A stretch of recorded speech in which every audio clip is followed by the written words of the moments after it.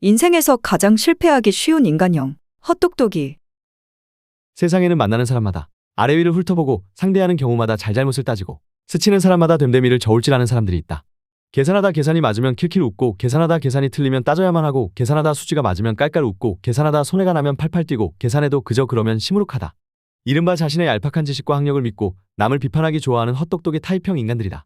헛똑똑이는 학력은 있지만 소통 능력, 일할 의욕과 학구 열등, 삶에 대한 의욕이 낮은 하류 인생 중에 많지만 고학력층인 의사, 변호사, 교수 등 쉽게 표현해서 다른 분야는 잘 모르는 사람들 중에도 많다. 물론 가장 흔한 부류는 사회의 바닥에서 경험한 것을 갖고 마치 자신이 굉장한 경험을 가진 양 착각하는 삼류 사업가들이다. 이런 사람들은 자신이 똑똑하다고 굳게 믿기 때문에 매사 따지기를 좋아하고 어떤 이유에서든 못 따지는 사람들을 바보로 취급한다. 인터넷에서 악성 댓글은 언제나 평론가 행세를 하는 이들의 몫이다.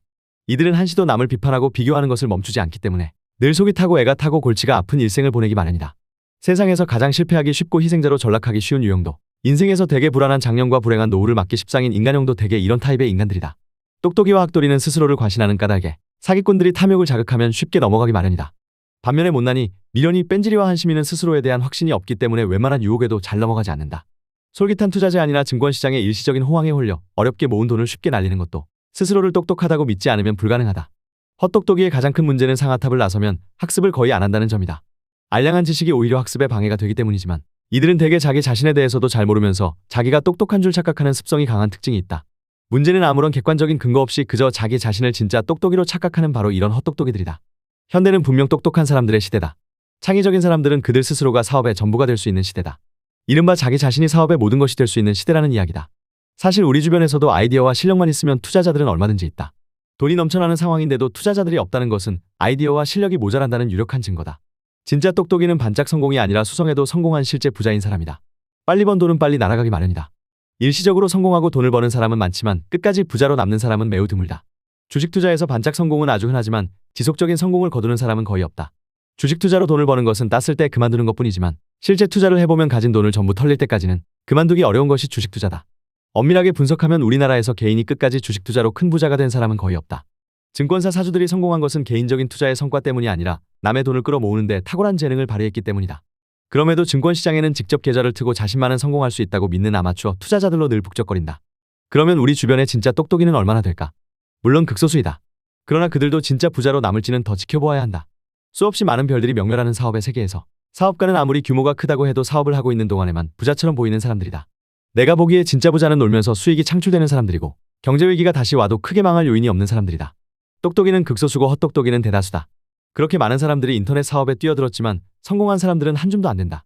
아무리 많은 사람이 참가해도 마라톤에서 금메달은 언제나 하나고 최초의 아이디어를 생각해내는 사람은 언제나 한 명뿐이다. 그럼에도 여전히 우리가 똑똑이에 관해 갖는 흔한 오해는 명문학교 출신 혹은 왕년의 전교 1등 같은 진실하고는 거리가 먼 것들이다. 한번 생각해보라. 전국에 5,000개가 넘는 중 고등학교에서 전교 1등을 경험한 학생들만 꼽아도 아마 좋게 2만 명은 넘을 것이다. 또 20세부터 70세까지의 전교 1등 경험자를 모두 합하면 아마 100만 명도 넘을 것이다. 명문학교 출신은 그보다 훨씬 많을 것이다. 그 밖에 IQ가 높다거나 한때 공부를 잘한 적이 있거나 등 다양한 이유로 자신을 똑똑하다고 믿는 사람들도 헤아릴 수 없이 많을 것이다. 세계 최고를 자랑하는 박사학위 소지자는 수백만 명을 헤아린다. 이렇게 자랑스러운 우리 시대의 헛똑똑이들은 세상의 모든 일을 매사 판단하고 판결하며 결정하려고 한다. 눈이 멀고 귀가 멀었음에도 불구하고 모든 사회생활에 자신의 의견을 내세우고 관여한다. 아마 이들의 결점이 이마에 적혀있다면 모자를 깊이 눌러서 당연히 그것을 숨기려 들 것이다. 그와 반대편에 선 사람들은 왜 그렇게도 적은 것일까? 왜 그렇게도 드문 것일까? 사람들은 학식과 지혜를 혼동하고 학문의 호가와 학식 있는 사람을 오인하는 경향이 있다. 사람들은 자신이 잘 모른다고 생각하는 일이나 이해하지 못하는 일에는 관심을 갖지 않기 마련이다. 대개 내 자신을 알라라는 말을 애써 무시하는 사람들은 이와 거꾸로 행동하기 때문에 대부분 헛똑똑이들이다. 이런 사람들은 스스로를 똑똑하다고 믿는 경향이 매우 강하기 때문에 헛똑똑이로 전락하기 쉽다. 헛똑똑이를 글에 비유하면 한글로 적힌 글이면 그것이 무슨 내용이든 한번 읽고 100% 이해한 것처럼 쉽게 행동하는 사람들이다. 이들은 대개 자신의 얕은 지식을 과신하기 때문에 무엇이든 쉽게 판단하고 쉽게 행동한다. 물론 사기꾼이 노리는 사기가 가장 잘 먹히는 표적도 대개 이런 사람들이다. 경제 논리를 고집하여 강남에 조기 입성하지 못한 것도 대개 그들이며 코스닥 시장을 개미들의 무덤으로 만든 것도 대부분 그들이다.